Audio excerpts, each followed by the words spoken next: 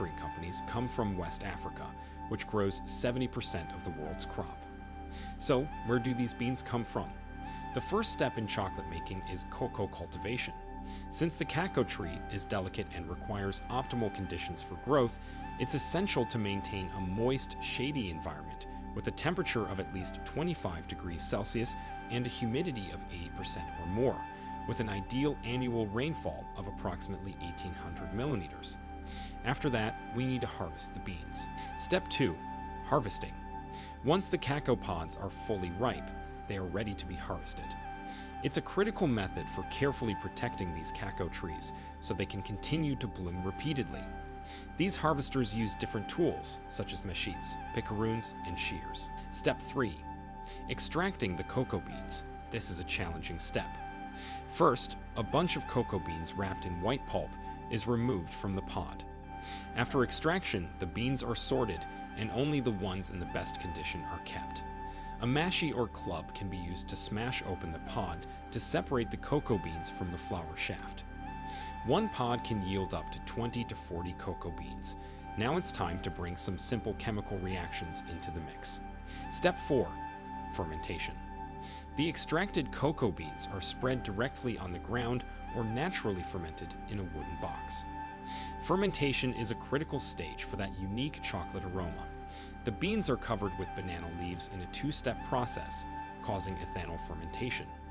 After that, the beans are stirred, which results in acetic acid fermentation. The presence and absence of oxygen play a massive role in how aromatic the beans will be. Step 5. Drying the cocoa beans. Now we must reduce the water level in the beans to less than 7% so they'll be thoroughly dried. This step is crucial because it stops the fermentation process and allows it to be shipped and stored without re-fermentation risk. The traditional drying technique is fresh air and sunlight, so the beans are spread on a wooden deck for maximum exposure. Once dried, the beans are ready to be shipped. Step 6. Bagging and shipping the cocoa beans. The beans are checked for foreign matter or impurities because they are packed. Once packaged safely, they'll be shipped to their respective locations. Now we're even closer to making the edible chocolates that we all love to eat. Step 7. Cleaning. Although the harvesters initially cleaned the beans manually, they still have to undergo a thorough screening and filtering process to make them even cleaner for use. They undergo a cleaning process in which debris, stones, and twigs are removed. A conveyor belt moves the cocoa beans through a cleaning system. Once properly cleaned, they'll be heated in a micronized revolving drum that heats the cocoa beans to loosen their hard shells. The next stop is the packing station, where the clean beans are packed in bags, each containing 1 ton of cocoa beans. Step 8. Quality inspection. Before entering the chocolate manufacturing process, a quality inspection is carried out to ensure the quality conformity of the cocoa beans. For this purpose, a team of sensory analysts with specialized knowledge will perform a taste analysis to confirm that the beans are of premium quality. Step 9. Crushing. The crushing process involves rupturing the shells of the cocoa beans. The beans are passed through a shell removing machine known as a winnower for this part. Once inside the winnower, they are crushed by successive rakes that drag the beans across screens. This efficiently pulls off large pieces of the shell. After that, a vacuum is used to suck away the remaining smaller pieces stuck to the bean. This complete removal of the shell exposes the inside of the cocoa bean, also known as the nib. Once the nibs have been obtained, it's time for an essential procedure that is pivotal to the taste and aroma of the chocolate. Step 10. Roasting. Roasting is undoubtedly a key process necessary in bringing out the taste of chocolate. Without it, we probably wouldn't enjoy our chocolates as much as we do. So now the factory will roast the nibs to enhance the flavors. They are roasted in a gas-heated, air-filled spherical roaster. It will dry them, bring out the aroma, and also make it easier to separate the husks from the beans for easier sorting later on. Now let's proceed to blending everything together. Step 11. Blending. The beans of similar origin are mixed together to create a unique aroma. However, the manufacturer may also blend cocoa beans from different sources. The processed nibs are placed in the mixture, which combines them with cocoa butter, sugar, and milk powder if they want to make milk chocolate. After blending, we obtain the consistency of a very thick cake batter. The flavor is okay at this point, but the mixture still needs to smooth out correctly, so it's transferred to a refining machine. Step 12, grinding and refining. Now the cocoa beans are finely ground to release the cocoa butter, which melts into a thick paste, and a smooth liquid texture is acquired. After that, all the different ingredients needed to make chocolate are added to the batter to make a homogeneous paste. This paste is then kneaded firmly, so now it's finely crushed into tiny chocolate flakes. However, more refinement is needed, so the chocolate flakes are passed between a set of 5 rollers that reduce the particle size until the chocolate leaves the refiner in the form of finely crushed dry powder. Of course, this is still not the chocolate we need, so it'll have to be re-liquefied. Step 13, conching. Now the final step in producing liquid chocolate is a process known as conching.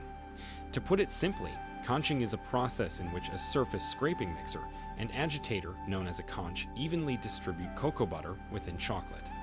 It may also act as a polisher of the particles, so it's necessary to carry out this step carefully. So the first part is dry conching. This is done to warm the product with frictional heat, so liquefaction is promoted through the substance. After that, it's time to perform liquid conching to promote homogenization of the whole product.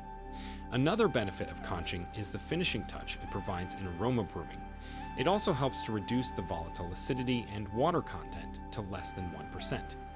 At this stage, adding more cocoa butter is also customary to reduce the viscosity to the exact thickness the manufacturer needs.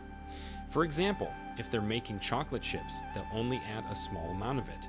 But if something like a thin chocolate coating, they might add more, so a delicate balance is maintained to ensure the final product is satisfactory. Now that we have the chocolate liquid, it's time to harden it. Step 14, tempering. As the name implies, this stage involves setting the temperature of the chocolate liquid. The cocoa butter is crystallized into a stable shape during the temperature control cycle. It is then weighed and further poured into an appropriate mold. Once it's been molded, the chocolate is cooled and hardened to solidify it. Step 15, making praline chocolates. Alright, so now that we have the chocolate, but what about coating, filling, and decorating it? After all, chocolate is all the more savory when it has yummy stuff like nuts and fillings. So next up, different pralines are added as fillings for bonbon chocolate. Water is mixed with sugar and then boiled to reduce the amount to make caramel. The next step is mixing dried fruits with chocolates. For example, the manufacturer can choose to add finely roasted almonds and hazelnuts to the product. After the mixing process is completed, after that, the chocolate is cooled on a marble table where it is finely ground and refined to perfection. Chocolate fillings such as ganache are made by mixing chocolate with dairy products or fruits and then emulsifying them. But it's also essential to make the chocolate products eye-catching, so let's get to that now. Step 16, coating and decoration. Of course, the chocolate must be further embellished to look even more scrumptious than it already does. So for this part, it'll be coated and decorated. In the case of bonbon chocolates, first, the filling is rolled over the chocolate layer, forming the undercoat of bonbon chocolate. After it has cooled next, the undercoated filling will be covered with specific patterns to bring out the charm. Lastly, using different tools and materials, the bonbon is decorated with chocolate so it looks incredibly tempting.